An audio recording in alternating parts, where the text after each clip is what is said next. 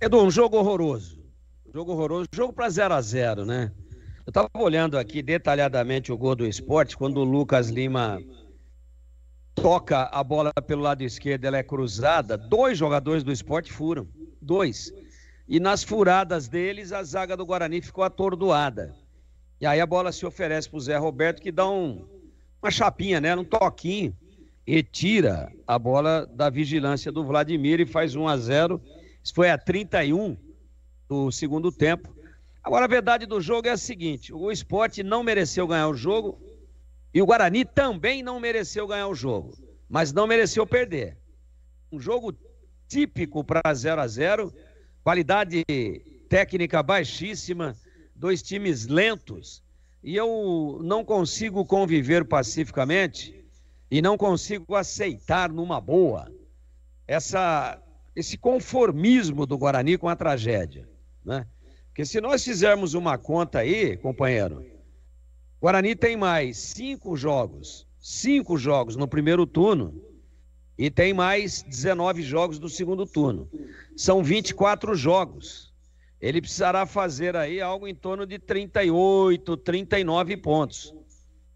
Então tem que ser uma reação nunca vista, praticamente nunca vista no Campeonato Brasileiro, nem na A, nem na B, na era dos pontos corridos.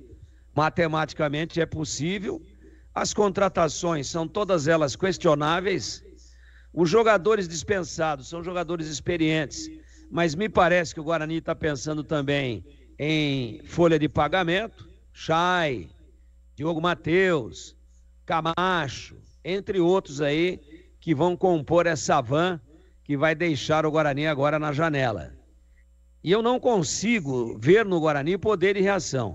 Então nós vimos, pelo menos no primeiro tempo, domingo passado, nesse mesmo horário, um time vibrante, nós vimos um time correndo, vertical, indo para cima, procurando o resultado o tempo todo, e acabou saindo à frente da Ponte e depois cedeu o empate.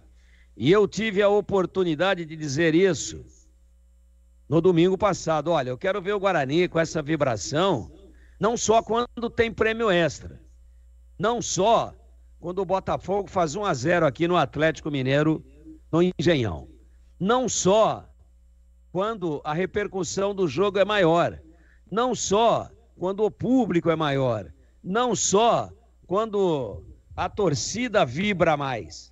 Não, o Guarani teria que ter aquela postura, né, que mostrou no derby, em todos os jogos, dali para frente. Hoje é o primeiro depois do derby.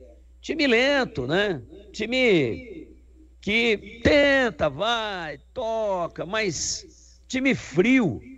Um time lateralizado. O gol foi do Luiz Henrique, número 7 do Botafogo.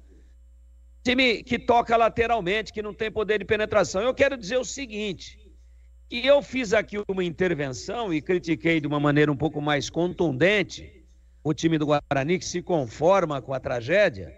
Ele estava com 11 jogadores em campo. Foi antes da expulsão do Ian Henrique. Antes, né? E o time já era um time que ficava vendo o Sport tocar, ele, Guarani, pegava. Então, um jogo horroroso, ridículo, tecnicamente abaixo da crítica, onde nem o Sport merecia ganhar, num lance pontual isolado fez o gol, mas onde o Guarani também não merecia a melhor sorte. Lamentavelmente, um time apático e que se conforma com a situação absolutamente dramática dentro do campeonato. Muito bem.